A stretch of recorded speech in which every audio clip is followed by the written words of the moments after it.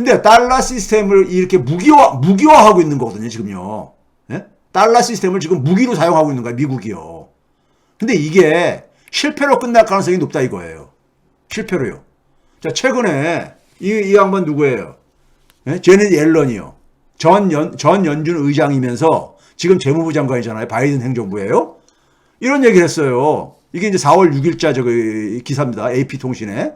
러시아의 침공이 세계 경제에 거대한 그러니까는 소위 말해서 침체, 충격을 가져올 것이다. 이런 얘기를 했어요. 네? 이런 얘기를 했어요. 이건 우크라이나를 넘어서서 전 세계 경제에 오게 되는 거예요. 글로벌 경제 그러니까 이 확산 효과, 위기로부터 했던 확산 효과가 그러니까는 경제적인 취약성을 많은 나라부터 고조시키고 그런다는 얘기예요. 그러니까요. 이게 이제 그러니까는 제넷 옐런이 하원 그러니까 금융위원회 가가지고 그런 얘기를 이제 한 거예요. 지금 무슨 얘기냐면은 러시아 침공이 이렇게 그러니까 세계 경제에 엄청난 충격을 준다 하는데 이 충격을 주는데 미국도 일조를 한 거예요. 예? 미국도 일조를 한 거죠. 러시아를 그러니까는 달러 결제 시스템에서 이렇게 축출함으로써 지금 연쇄적으로 지금 그게 나타나는 거거든요. 자, 요런 거. 그래서 그 다음에 러시아 제재와 관련해서 달러 지배력이 약화된다는 얘기가 지금 그래서 계속 나오고 있는 거예요, 지금요. 이게 왜 그러냐. 공공성을 갖는 스위프트 달러 결제 시스템을 무기로 사용함으로써 결제 시스템의 신뢰가 추락된 거예요. 이게 파이낸셜 타임스의 최근 기사입니다. 러시아 제재는 US 달러, 미국 달러의 지배력을 침식시키로 위협을 하고 있다.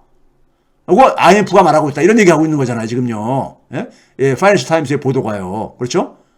미국 달러의 지배력을 그러니까는 이걸 점차적으로 약화시키는 이런 위험 요인으로 작용하고 있다는 거예요, 지금요. 예? 그렇죠? 이 제재가, 금융 제재가. 예? 그래가지고 뭘 가져와요? A more fragmented international monetary system. 국제 통화 시스템을 보다 파편화시킬 것이다. 따로따로 살림하게 된다 이거죠. 따로따로 살림하게 된다 이거죠. 이제는 미국 달러에 대한 의존도를 줄이려고 할 거라 이거죠. 예? 줄일 거라 이거죠. 그래서 그 밑에 줄에 파란색으로 추천해 보면 뭐라고 되어 있습니까? The emergence of small currency block. 예? 이 통화 블록들이 그러니까는 여러 개가 이제니까는 이게 출현할 거라 이겁니다. 교육 국가들 사이에. 예? 교육 국가들 사이에. 더군다나 통화가 지금 디지털화가 빠르게 진행되고 있잖아요. 그러면은 결제를 그러니까는 서로가 차액만 결제하면 되는 거예요. 러시아하고 중국이 그러니까 교육을 하는데 러시아로부터 수입하는 것도 있고, 예? 중국이 수입하는 것도 있고, 중국이 그러니까 러시아에다 수출하는 것도 있고 그러잖아요. 그럼 그 차액만 결제하면 되는 거잖아요. 그것도 만약에 디지털 화폐 사용하게 되면 얼마나 편하겠어요. 그렇죠? 그렇게 되면 달러 사용하지 않아도 되는 거예요. 그러니까요. 그만큼. 예? 그러니까 글로벌 통화를 그러니까 주요 통화들이 그러니까 예? 주요 통화들이 그러니까는 그 달러가 이제 주요 통화는 남겠지만은 과거보다는 굉장히 그러니까는 그 지배력, 사용 그 규모가 작아질 수밖에 없다는 거죠. 자, 이거 봐보세요. 이게 뭐냐면은 연준의 자료인데, 미국 재무부의 자료인데, 미국이 그러니까는 연방정부가 보유하고 있는 연방정부의 그러니까 부채요. 이 채권이요. 이거 중에서 외국인들 투자자들이 그러니까 보유하고 있는 비중이에요. 근데 이거 봐보세요. 그러니까는 금융위기 이후부터 줄어들고 있죠. 비중이요. 예? 지금 빨간 선은 뭐냐면은 모든 외국 투자가들 기준으로 한 거고, 밑에 파란색은 외국의 중앙은행들이 보유하고 있는 비중이에요. 금융위기 전까지는 쫙 증가했어요. 미 국채 보유를. 예? 그런데 이걸 줄이고 있잖아요. 예? 줄이고 있어요. 지금 뭐냐면 달러에 대한 의존도를 줄여야 되겠다 이거예요. 자, 최근에 보게 되면 이런 기사가 블룸버그 통신에 나왔어요. 미국 달러의 지배력이 조용하게 침식되어지고 있다. 이게 뭐와 관련된 거냐면 제가 오늘 이제 뉴스공장에서 간단하게 언급했던 건데, 지난 3월 24일 날에요. IMF에서 하나 의미심장한 조사 보고서가 나왔어요. 뭐냐면은 제목이 뭡니까? 달러 지배력의 조용한 침식. 이렇게 돼 있죠. 그렇죠? 그래가지고 뭐라고 되어 있냐면은, 이게 굉장히 다양화가 되고 있다. 그리고 뭐냐면은, Non-Traditional Reserve Currency. 전통적으로 그러니까는 소위 준비통화라는 것은 각 국가들이 유사시에 그러니까 필요에 의해 가지고 확보하고 있는 예화 있잖아요. 주로 달러라든가 유로화라든가 무슨 뭐 저기 저 파운드화라든가 엔화라든가 위안화라든가 이런 것들이 이제 소위 말해서 리저브 커런시라고 합니다. 준비 화폐로 금으로 확보하고 있는 거죠. 근데 non traditional 비전통적이라는 것은 이런 그러니까 소위 말해서 우리가 흔히 말해서 달러라든가 유로화, 파운드화, 엔화, 유로화, 위안화 이런 거 말고 다른 통화들이 부상하고 있다 이거예요.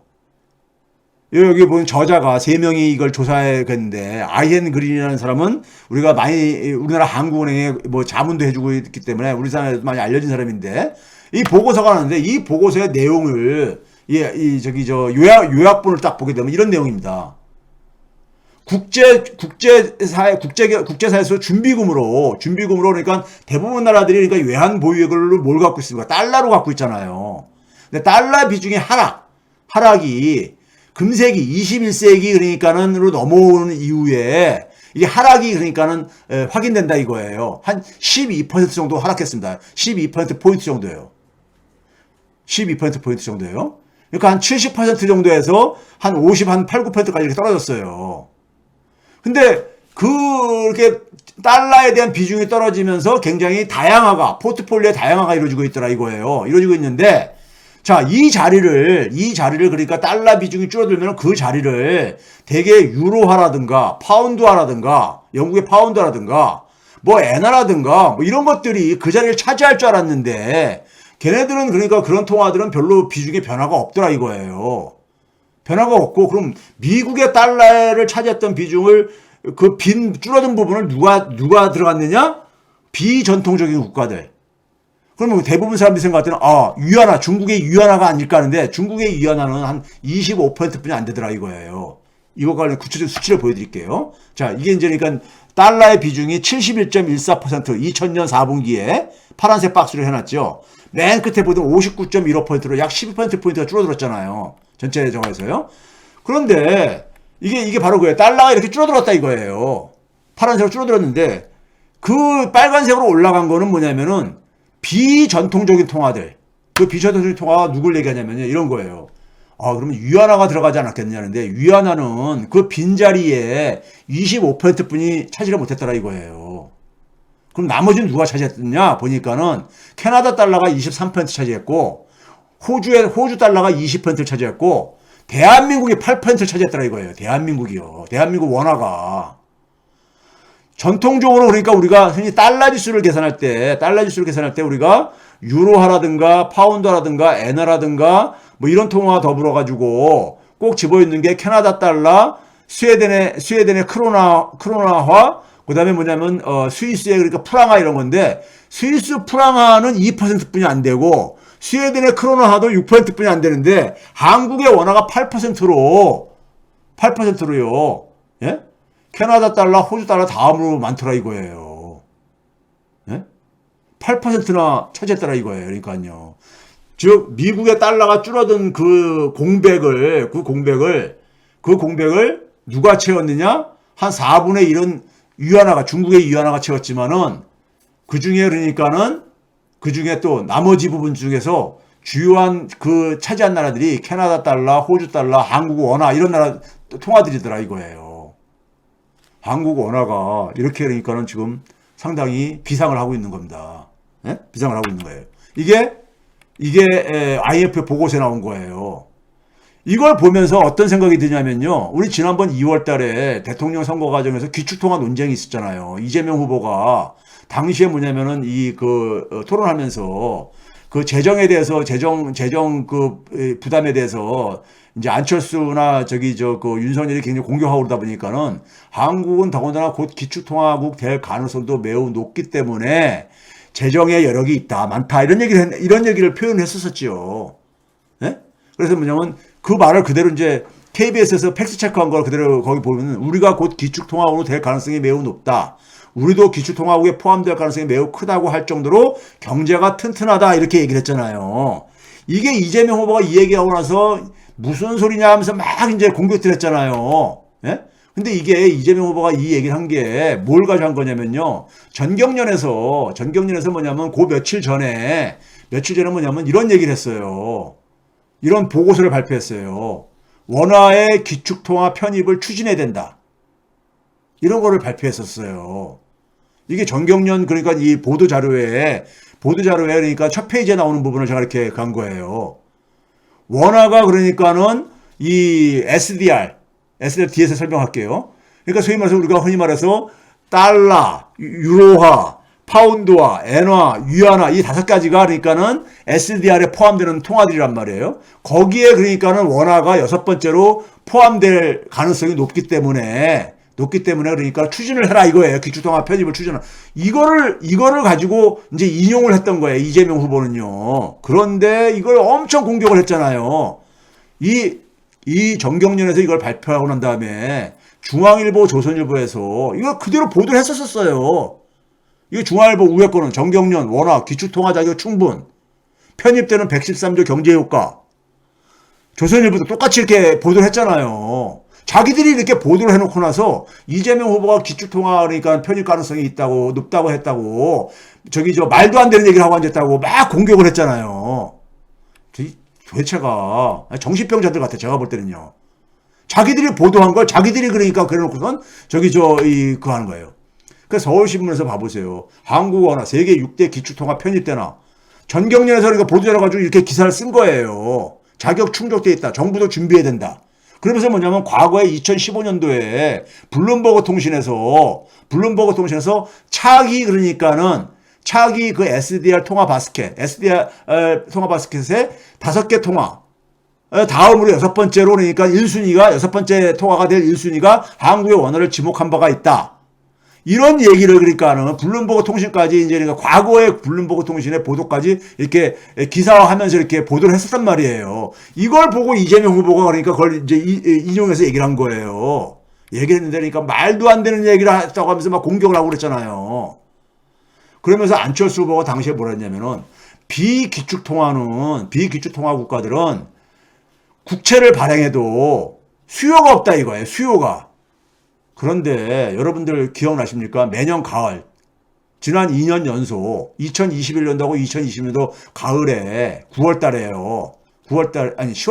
10월달에 그 마이너스 금리로 그러니까 우리가 외평채를 발행했던 이런 뉴스가 많이 터져 나왔었잖아요. 예?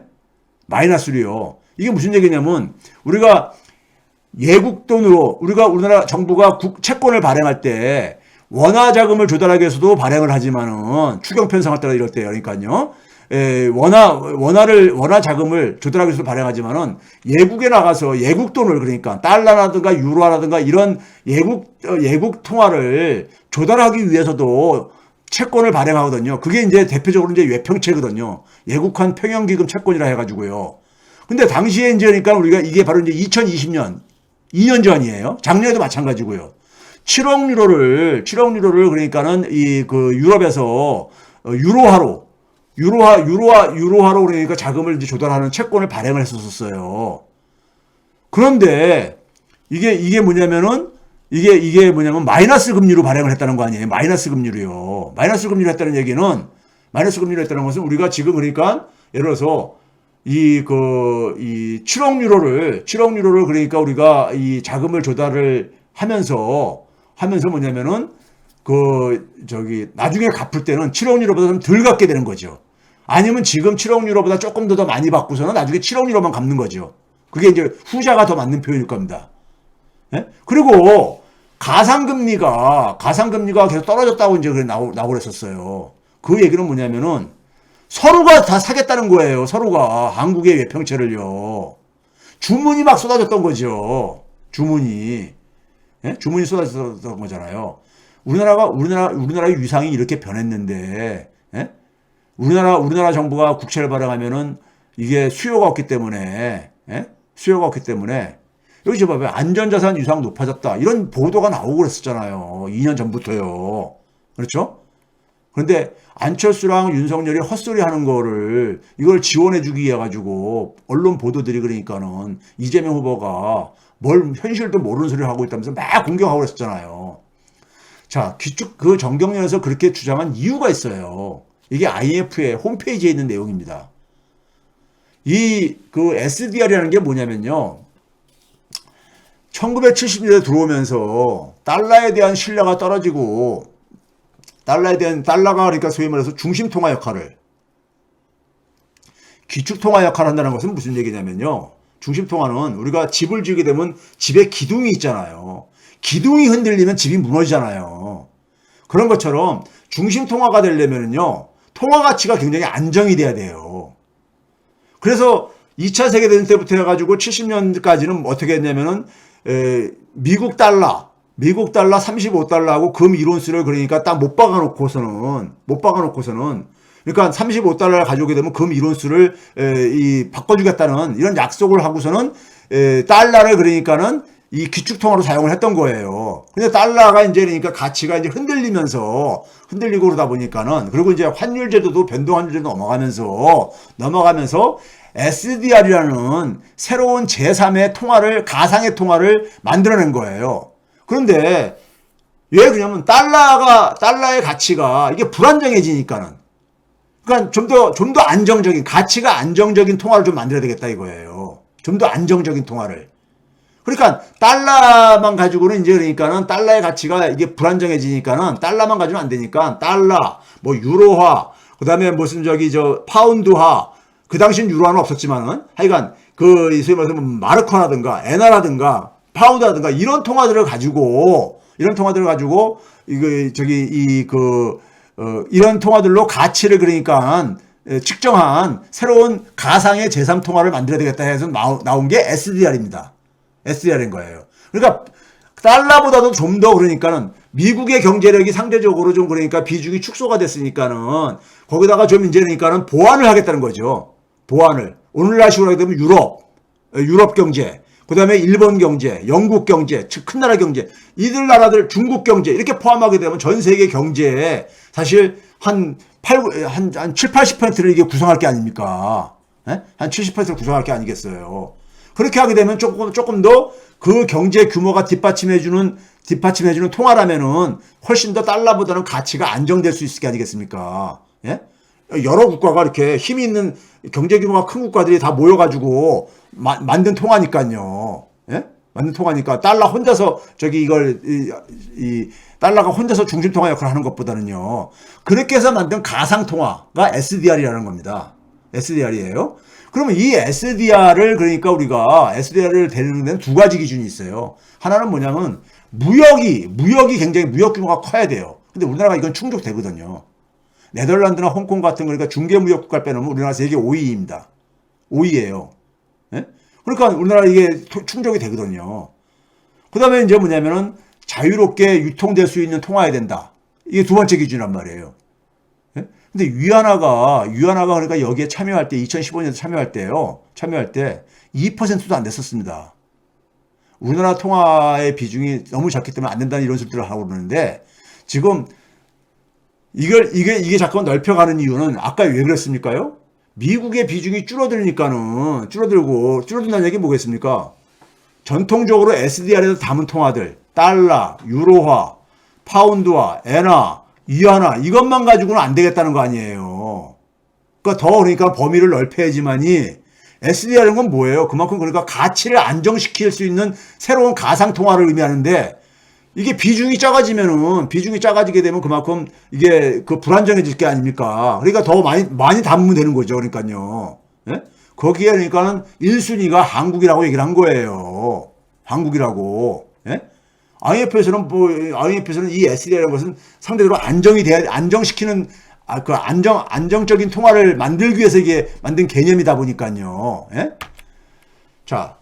그런 점에서 여러분들 한번 봐보세요. 지금 현재 우리가 안전자산 하는데 최근에 엔화는 완전히 안전자산의 지위를 상실한 모습입니다. 엔화가 엔화가 여러분들 지금 한번 봐보세요. 이 엔화 좀 추이부터 볼게요. 안전자산의 특징은 뭐냐면요. 안전자산의 특징은 뭐냐면은 전쟁이 일어나거나 국제금융시장이 굉장히 혼란스러울 때 안전자산의 가치는 그러니까는 이 주목이 되는 겁니다. 예? 그런데 러시아가 우크라이나에 침공한 이유가 2월 24일이잖아요. 근데 2월 23일 대비 오늘 달러 대 엔화의 가치가 1달러 대 126엔도 돌파했어요. 126엔도 돌파했다고요. 거의 10% 가깝게 하락한 거예요. 엔화가요. 예? 엔화가 그러니까 지금 날개 없이 추락하고 있는 거예요. 엔화 가치가. 과거의 금융위기 때는요. 엔화 가치가 달러보다도 엄청나게 엔화 가치가 상승을 했었습니다. 예? 당시에 뭐냐면 거의 한 20% 상승하고 그랬었어요. 20%, 30% 정도 상승했죠. 예? 금융위기 때는요. 그 위기에 강한 게 안전자산인 거예요. 위기 때 강한 게.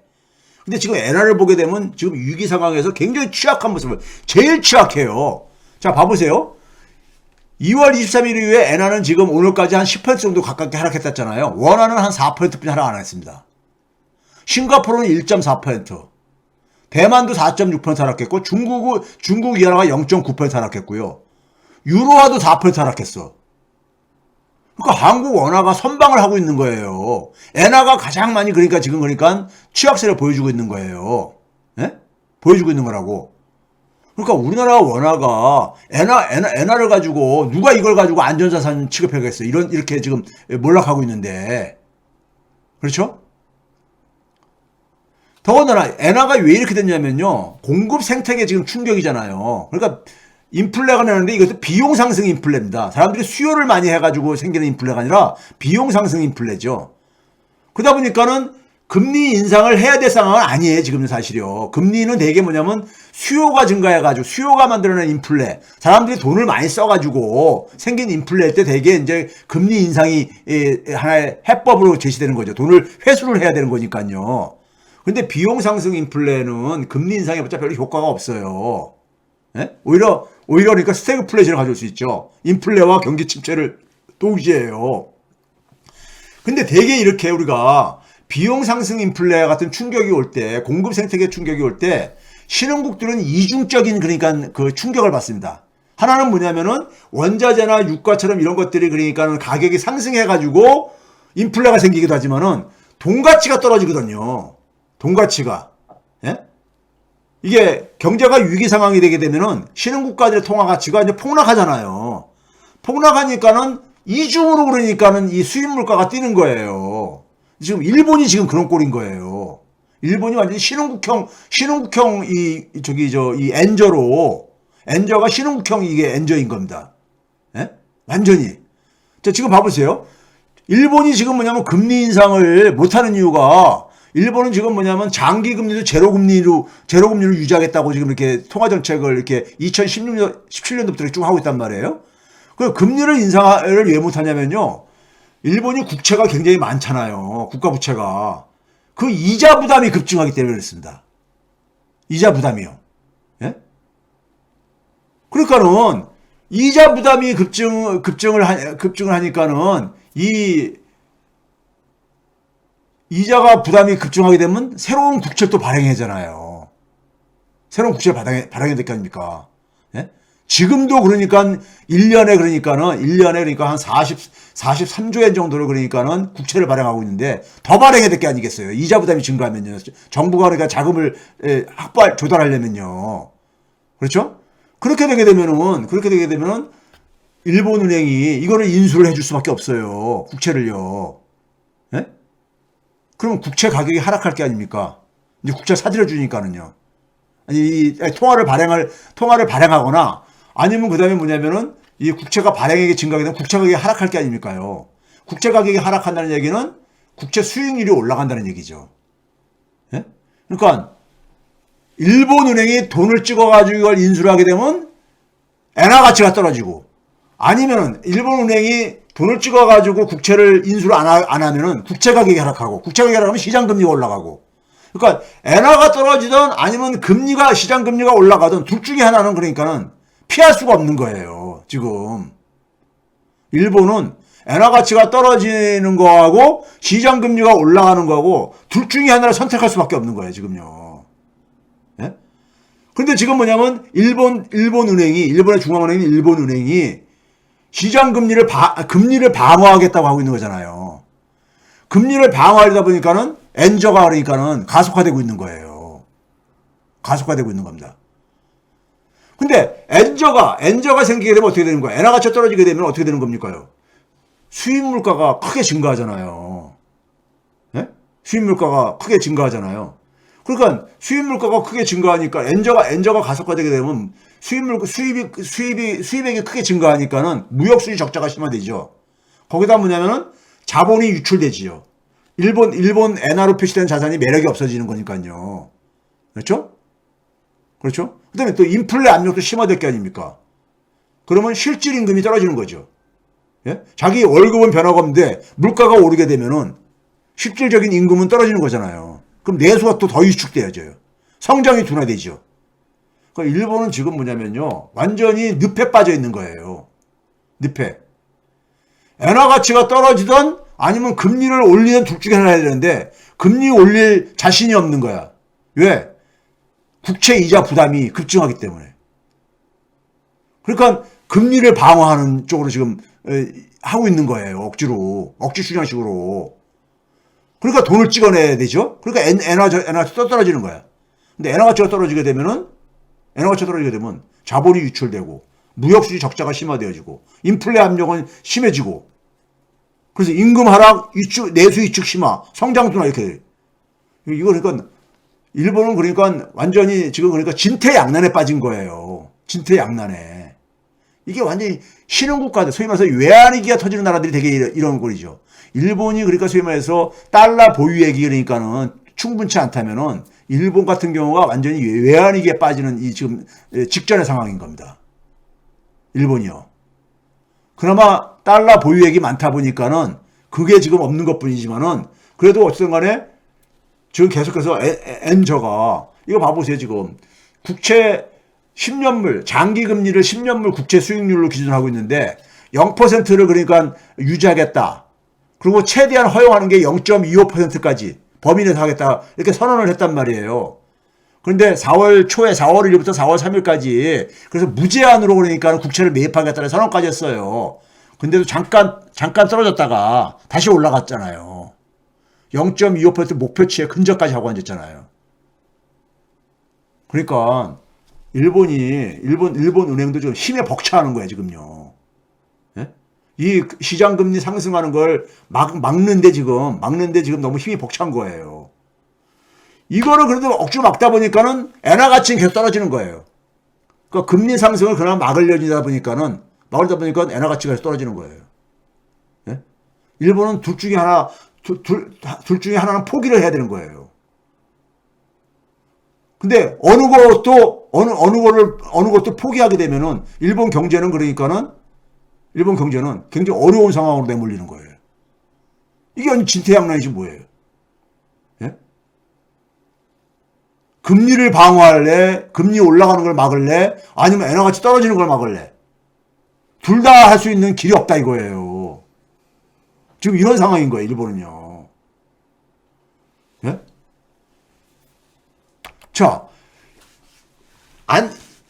엔화가 이렇게 그러니까 갑자기 이렇게 그러니까 안전자산 지위를 박탈당한 거는요. 과거 역사 속에서도 봐보세요. 20세기 초에 그러니까 파운드화가 그러니까 세계 기축통화 역할을 했잖아요. 영국이 지배할 때는요. 세계 대공황 전에요. 근데 옆에 그린 거 봐보세요. 옆에 그린 녹색 선이 파운드화입니다. 파운드화의 비중이에요. 한때 그러니까 90% 가깝게 차지했잖아요. 파운드화가요. 빨간색이 뭐냐면 달러입니다. 달러하고 파운드의 추락과 달러의 상승이 갑자기 일어나잖아요. 갑자기. 1차 세계대전 끝나면서 갑자기 일어나잖아요. 이게 서서히 일어나는 게 아닙니다. 어떤 시점에 갑자기 이게 이렇게 변화가 생겨요. 그렇잖아요? 갑자기 이게 완만하게 이게 변하는 게 아니라 갑자기 이렇게 변하잖아요. 오른쪽에 있는 것도 마찬가지예요. 준비금 통화 구성에서도요. 갑자기 변합니다. 신뢰를 잃게 되면은 안전자산이라는 게 서서히 이렇게 진행하게 되지만 어느 순간에 갑자기 그러니까 계단식으로 점프도 하는 거예요, 이게. 그러니까요. 그러면서 달러로 바뀐 거예요. 예? 그렇지 않으면 이게 완만하게 하게 되면 영국의 파운드가 그러니까 2차 대전 이후에도 계속해서 제일 통화했었을 거라고요. 근데 갑자기 이렇게 되는 거예요. 갑자기. 예? 그리고 이렇게 1차 세계대전 끝날 무렵에 이게 이 역전이 한번 생겼다가 그랬다가 세계 대공황 때 이제 아주 본격적으로 이제 역전이 돼버린 거예요. 예? 근데 이 빨간색 올라가는 거하고 그린 색깔 떨어지는 거하고 한번 봐보세요. 급격하게 갑자기 생기잖아. 갑자기요. 지금 엔화가 이렇게 되리라고 일반 사람들 누가 상상을 했습니까? 최근에요? 예? 한 2달도 안 된 사이에 지금 뭐냐면 10% 이상 가치가 하락을 했어. 10%면요. 10%면 이게 작은 규모가 아닙니다. 예? 그렇죠? 이런 겁니다. 이런 거예요.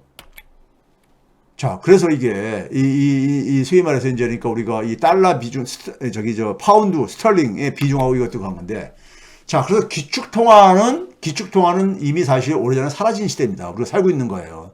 여러분들은 제가 그랬잖아요. 기축통화라는 것은 공식적인 용어가 아니다. 이건 전문가들이 사용하는 그냥 용어인 거지. 그러니까 중요통화인데, 중요통화죠. 중요통화. 쉽게 얘기하면 IMF에서 중요통화 이렇게 하는데, 자, 그럼 달러가 그러니까 기축통화 역할이 그러니까는 약화되는 상황 속에서 유로화가 그러면 달러를 대체할 수 있느냐? 이건 불가능합니다. 왜 그러냐면요. 유로화는 유럽 경제가 뒷받침해 주는 거잖아요. 근데 유럽 경제가 한번 다루겠지만요. 유럽 경제도 거의 그러니까 잃어버린 10년이 지금 진행되고 있습니다. 잃어버린 10년이 진행되고 있어요. 거기다가 뭐냐면 유로존 국가가 19개 국가잖아요. 이 유로화를 사용하는 국가들이요.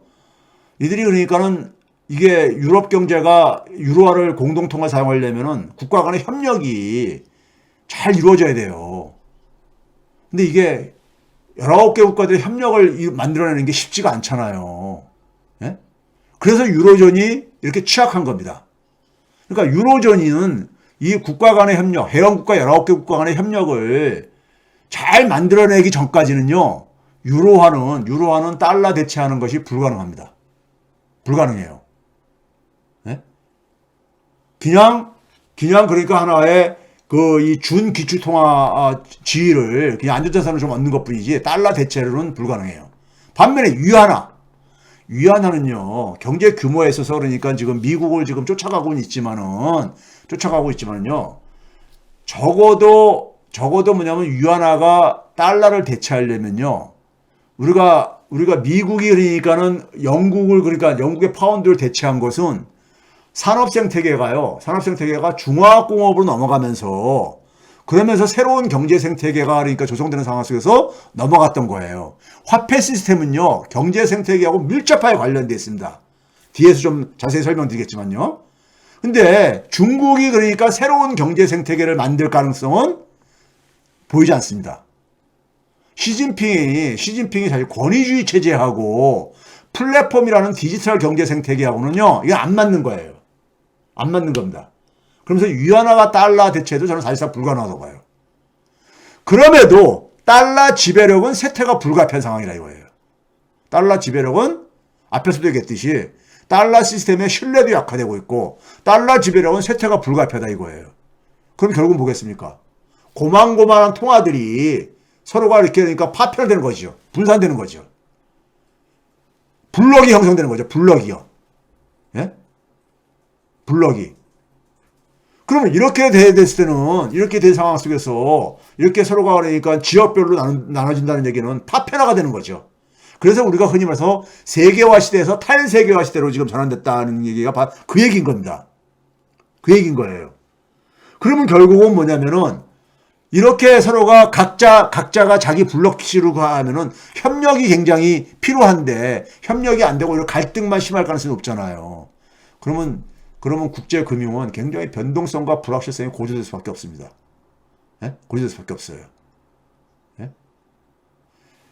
자, 이게 이제 그러니까는 이거고요. 세 번째로는 자, 지금 그러니까 우리가 또 하나 주요한 변화가 대안화폐 시스템으로서 하는 게 우리가 뭐냐면 소위 우리가 암호화폐 얘기를 하는 비트코인을 상징으로 해가 비트코인 이더리움을 중심으로 얘기하는 암호화폐잖아요. 여러분들 이 암호화폐를 이해하려면요. 화폐 시스템이라는 것은요. 경제 생태계의 링크입니다. 우리가 농업사회 때 화폐하고 산업사회 때 화폐 시스템하고 다르잖아요. 그렇죠? 경제 생태계가 바뀌면요. 화폐 시스템도 바뀌어야 됩니다. 화폐라는 것은 우리가 사람 몸에 있는 이 핏줄처럼 온 몸에 그러니까 핏줄이 다 이렇게 있잖아요. 예? 피가 이렇게 피를 전달시키는 핏줄이 있잖아요. 그 역할을 하는 게 우리가 화폐를 많이 비유를 하거든요. 즉 뭐냐면 생태계라는 것은 하나의 모든 게 연결된 연결망이라고 한다면은 그 연결시키는 그 링크들이 이게 화폐 시스템의 이 역할인 거예요. 그러면 경제 생태계라는 것은 새로운 기술혁명이가 되고 가치 창출 방식이 새로운 가치 창출 방식이 농업사회 때 가치 창출 방식하고 산업사회 때 가치 창출 방식이 다르잖아요. 기술도 다르고요. 그 다음에 사람들 간의 관계 맺기 방식도 다르죠. 도시 중심에 있어서 그러니까 공장 안에서 관계 맺기, 농업사회에서 우리가 이 관계 맺기가 다르잖아요. 지금 그러니까 우리가 근데 어떤 단계냐면요. 경제가 디지털화되고 있죠. 기술적으로는요. 경제가 플랫폼화되고 있죠. 그렇죠? 가치 창출 방식이 플랫폼 사업 모델로 바뀌고 있는 거고, 디지털 기술이 그러니까, 이제 뒷받침하고 있는 거잖아요. 그러니까 기술하고 가치 창출 방식이 이렇게 새로운 게 등장하고 있는 거예요. 그 결과로 뭐냐면 어떤 게 나오고 있는 거냐면은, 국민국가를 넘어서는 디지털 생태계가 지금 이렇게 부상하고 있죠. 애플의 기업 가치가 영국의 경제 규모를 뛰어넘고 있잖아요. 예? 영국이라고 한다면 전 세계 200개가 좀 넘는 국가들이 있는데 영국이 5번째로 경제 규모가 큰 나라란 말이에요. 예?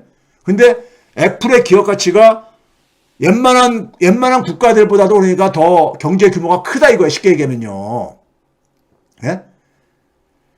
그러니까 그러면 우리가 과거에 국민국가별로 화폐가 있었단 말이에요. 국가별로요. 그러면은 애플의 그런 경제 규모라고 한다면은 애플에서 사용하는 화폐 상상할 수 있는 거잖아요. 그렇죠? 근데 애플 서클 비롯해가지고 플랫폼 사업 모델들이 만드는 게 바로 이 디지털 생태계란 말이에요. 그렇기 때문에 우리가 그 속에서 나온 게 바로 뭐냐? 암호화폐라는 거예요. 블록체인 기반의 암호화폐라는 거예요. 디지털 생태계라는 새로운 경제 생태계에 부합하는 화폐 시스템이 지금 등장하는 거예요. 예? 그런데 이거는 바로 뭡니까? 민간 주도잖아요. 기존의 화폐 시스템과 결정적인 차이가 뭐예요? 기존의 화폐 시스템은 국가 주도잖아요. 국가 주도요. 예? 국가 주도잖아요. 중앙은도 국가가 만든 거고, 그렇죠? 은행 자본들하고요. 그렇죠? 근데 이건 민간 주도요. 기업하고 거기 그 생태계에 참여하는 그러니까는 이 소비자들하고 같이 만드는 거잖아요. 아니면 가치를 판드는. 그러니까 디지털 생태계에 대응하는 새로운 화폐가 필요한 거예요. 민간 주도에 지금. 그런데 이게 제대로 되려면요. 디지털 생태계의 가치 창출 원리는 공동 창조입니다. 우리가 그래서 애플이 갑자기 이렇게 뜬 게 바로 뭐예요? 아이폰 만들면서 뜨기 시작했잖아요. 아이폰이 굉장히 매력적인 스마트폰이 된 것은 앱이라는 것을 만드는 앱을 그러니까 굉장히 특별한 방식으로 과거와는 다른 방식으로 만들어낸 거잖아요. 즉 공동 창조지요. 기업 바깥에 있는 사람들의 아이디어하고 애플의 사업 모델이 결합돼가지고 아이폰에 그러니까는 앱 생태계를 만든 거잖아요. 예? 즉 가치 창출 원리가 과거의 산업사회하고는 전혀 다른 원리인 거예요. 공동 창조죠. 그 다음에 이익도 그러니까는 공동 분배하는 방식인 거죠. 디지털 생태계의 특징이에요. 그러면 이 디지털 생태계의 가장 그러니까 우리가 가장 디지털 생태계가 지향하는 지금 최적의 지금 방향이 바로 메타버스인 겁니다. 메타버스라는 건 뭐예요? 말 그대로 디지털 생태계, 소위 말해서 온라인에다가 모든 것이 다 들어오게 하겠다 이거예요. 오프라인에서 있는 모든 삶의 형식을 다 들어오게 하겠다 이거예요. 메타버스 형태의 그러니까는 디지털 생태가 만들어지기 전까지는 암호화폐는 디지털 자산에 불과합니다. 디지털 자산, 화폐가 아니라요. 왜? 아직 새로운 경제 생태계가 완성되지 않았기 때문에요. 즉 새로운 경제 생태계에는 거기에 그러니까 그 메타버스에 참여하는 그러니까 참여자들이 가치도 창출해야 되고 거기서 소비도 하고 거기서 모든 삶이 다 이루어지는 모든 삶이 그 안에서 이루어지는 우리가 그러니까 오프라인에서 그러니까 직장도 다니고 그러니까 돈도 벌고 소비도 하고 뭐 이렇게 하듯이요. 메타버스에서 그게 다 돼야 되는 거예요. 그러면 그 메타버스라는 새로운 디지털 생태계에 필요로 하는 화폐가 필요할 게 아니겠습니까? 화폐가요. 그러면 거기서 그러니까 그 가치 창출에 우리가 오프라인에서 직장 다니면 월급을 받잖아요. 월급을. 그거를 디지털 생태계에서 만약에 거기서 자기가 가치 창출에 기여를 했으면은 거기서 받는 화폐가 바로 암호화폐인 거예요.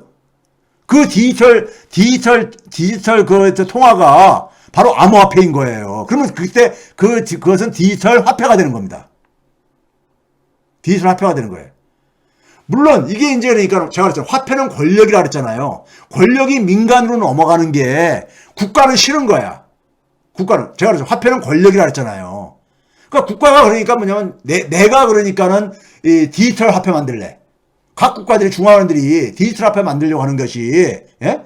이 권력을 뺏기기 싫은 거예요. 민간한테다가. 예? 민간한테 뺏기기 싫은 거야.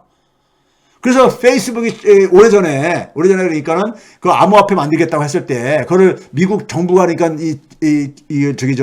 견제를 했던 이유가 바로 거기에 있죠. 그러니까요. 그 당시만 하더라도. 근데 이게 저는 이행기 과정에서는 그냥 보완적인 관계에 있을 수도 있다. 국가화폐하고 그러니까는 이 플랫폼 생태계에서 소위 말 디지털 생태계에서 화폐가 민간 화폐가 서로 보완적인 관계를 가질 수 있다. 보완적인 관계가 더 많다고 저는 봐요. 예? 대립적인 관계가 아니라 그럼 화폐가 다원화되는 거로 의미하는 거죠. 국가 화폐도 있고, 예? 소위 말해서 디지털 생태계 화폐도 있고요.